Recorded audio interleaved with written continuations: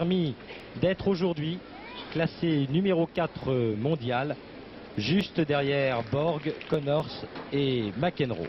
C'est dire qu'il est devant Vilas aujourd'hui, devant Ivan Lendl aussi, et que Gene Mayer, vous avez sans doute pu le constater, joue avec une raquette à grand tamis, c'est-à-dire avec un cadre très large, un cadre qui fait beaucoup parler de lui actuellement, car beaucoup de joueurs prétendent que les règles essentielles du tennis ne sont pas tout à fait respectées avec ce genre de raquette, mais de cela nous reparlerons tout à l'heure en compagnie de François Joffre.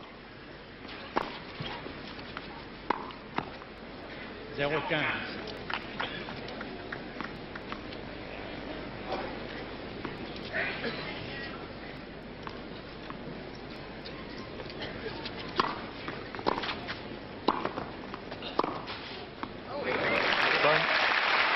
Tennis. 0-30. 0-30.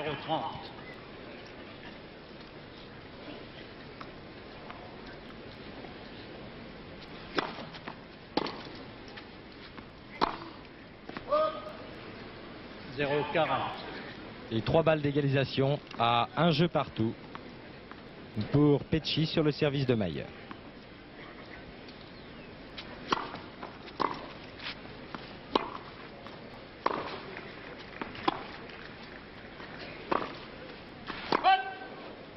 « 15-40.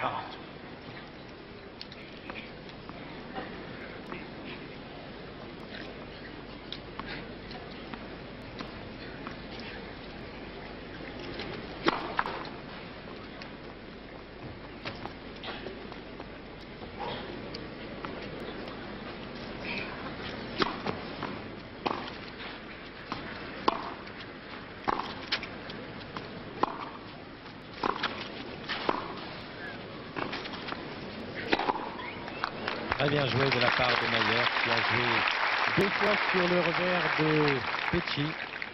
Un passing shot de revers qui demeure la grande faiblesse du Paraguayen.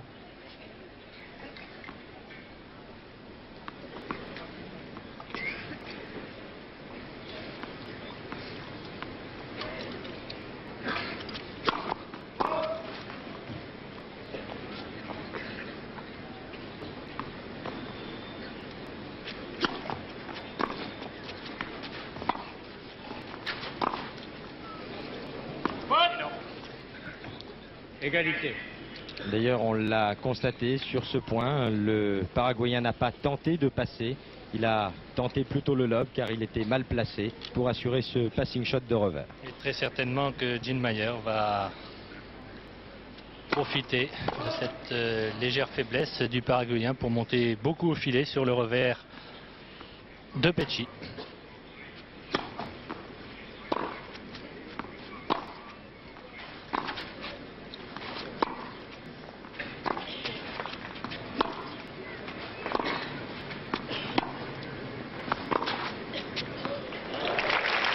Le passing shot de Pecci est bon sur la ligne.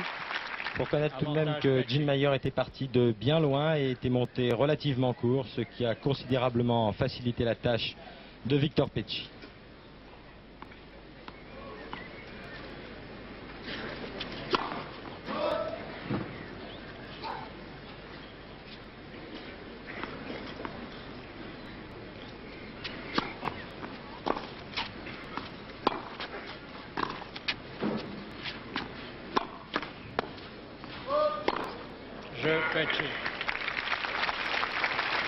Pecci qui égalise donc à un jeu partout dans ce premier set. Première manche.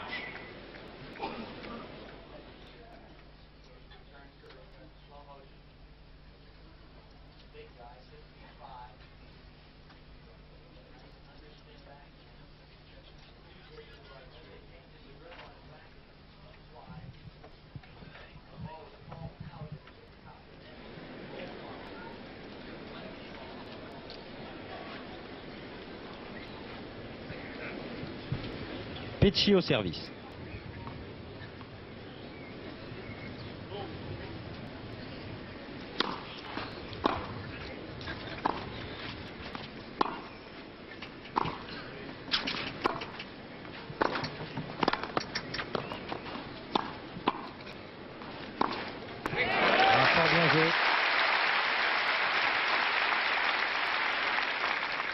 15-0.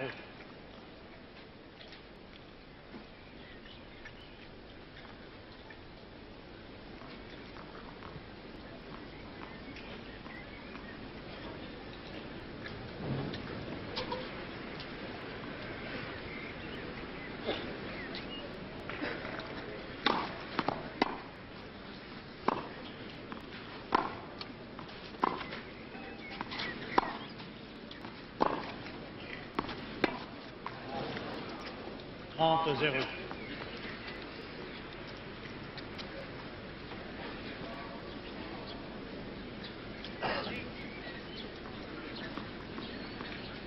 Deux joueurs qui sont très concentrés en ce début de partie.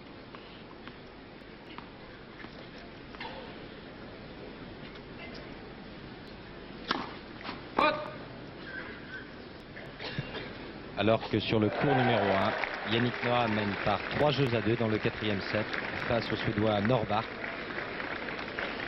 Et son service à suivre.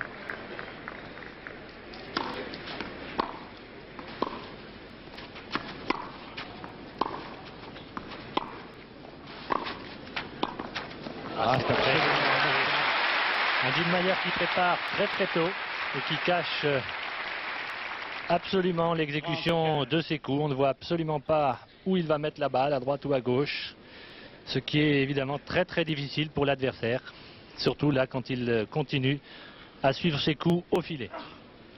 Il est vrai que tant en revers qu'en coup droit, l'Américain joue les bras pratiquement collés au corps, masquant ainsi de cette façon jusqu'au dernier moment la trajectoire de sa balle.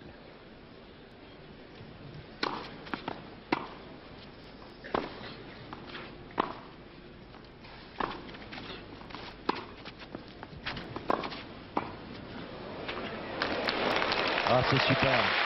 Et ça désamortit, soyons-en sûrs. Jim Mayer en usera tout au long de cette partie. Oui, alors que vous avez pu constater sur ce point comment Victor Pecci a voulu tourner son revers alors qu'il avait parfaitement la possibilité d'exécuter un passing shot de revers. Eh bien, il a préféré le tourner. C'est une preuve évidente, comme nous vous l'avons dit tout à l'heure, que le Paraguayen n'a pas suffisamment confiance dans son passing.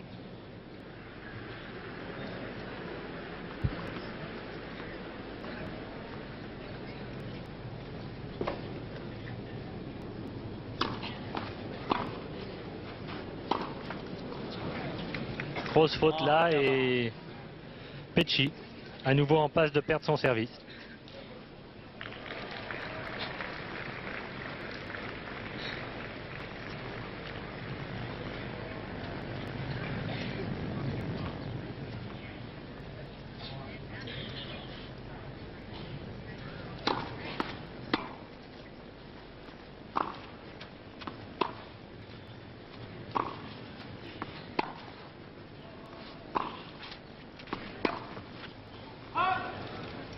Quaranta.